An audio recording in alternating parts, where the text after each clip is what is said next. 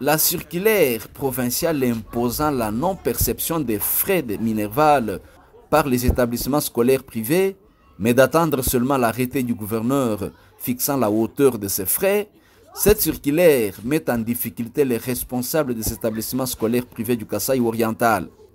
L'un d'eux, le premier qui voit le danger venir et dénonce cet état des choses, c'est bien le docteur Badiba Nsambouka, promoteur du groupe scolaire Bansambi à travers sa communication du 13 septembre 2022. Subordonner la perception des frais de Minerval à l'arrêté du gouverneur de province, c'est empiéter sur le fonctionnement des institutions privées. Dans la circulaire du ministère de l'EPST et de l'inspection provinciale et de l'inspection générale, nous transmise, il n'est pas bien précisé que les privés ne doivent pas percevoir le Minerval. Mais dans la loi cadre et les instructions officielles, il nous est pourtant demandé de discuter, tant que faire se peut, avec les comités de gestion, parce que c'est ça les structures de cogestion que la gouvernance nationale nous a proposé en tant que partenaire. Nous avons accepté et nous fixons avec les parents d'élèves les limites de taux de Minerval. Le Minerval, c'est ça qui fait fonctionner un établissement privé, parce que nous ne recevons pas de subvention de l'État. Mais nous avons demandé précisément, est-ce que nous ne percevons pas le Minerval? On nous a dit non. Les messages sont là.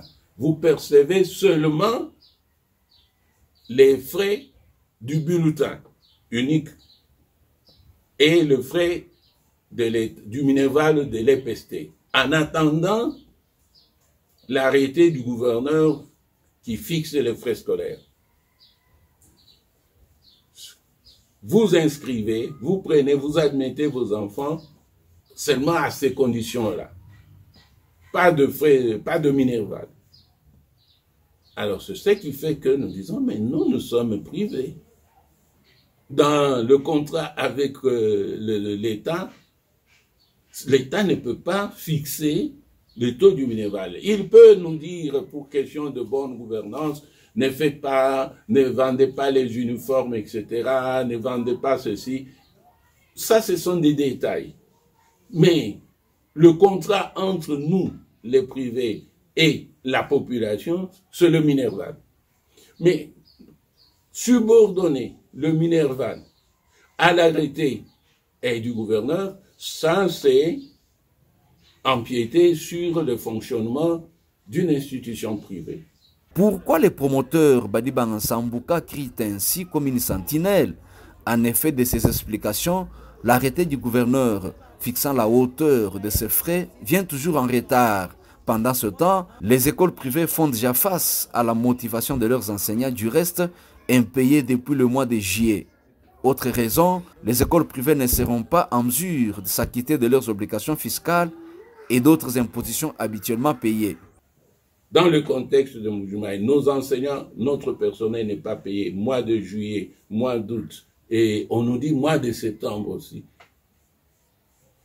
Et si nous comparons, si nous pouvons dire, mais attention, les enseignants du secteur public ont eu beaucoup de faveurs. Ce sont les mêmes citoyens.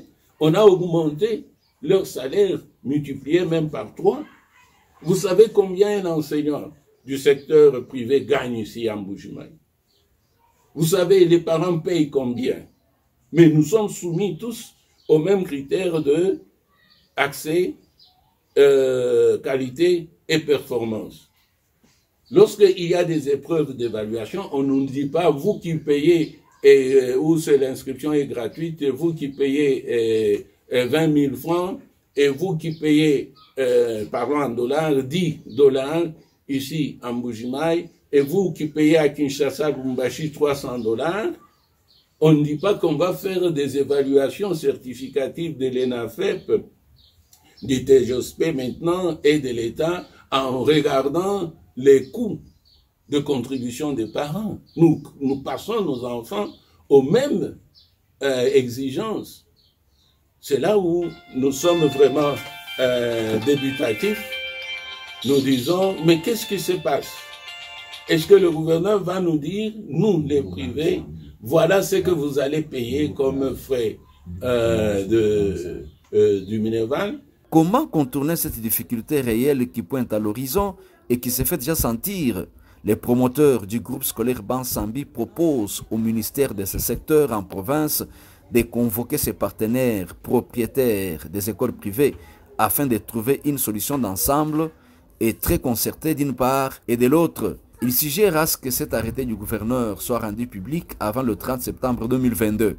Le ministère provincial de l'EPST puisse nous réunir à travers la NAPECO, la structure qui encadre, parce que c'est le comité des parents aussi, pour que nous puissions voir qu'est-ce qu'il nous faut pour décanter rapidement ces situations.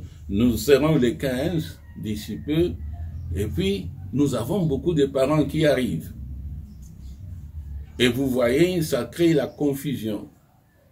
Nos écoles peuvent aussi être remplies, tout simplement parce qu'on croit que c'est gratuit.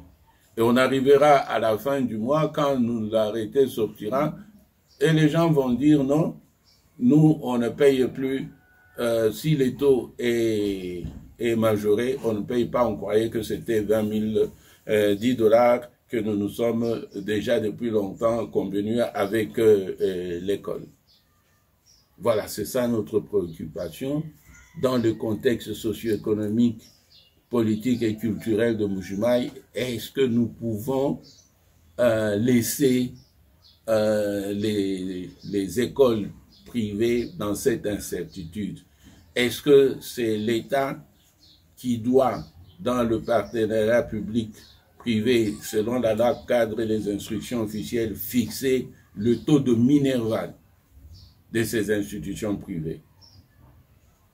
Voilà, c'est un débat, c'est une réflexion que nous menons, nous pensons partager avec l'opinion pour que nous soyons éclairés et que des décisions favorables au développement social de notre province et de la vie de Mbuji-Mayi puissent être prises en conséquence. Faire autrement, c'est asphyxier, freiner et décourager le bon fonctionnement des établissements scolaires privés qui, du reste, engagent un grand nombre de personnels et contribuent énormément en termes de cotisations, dit-il. Voir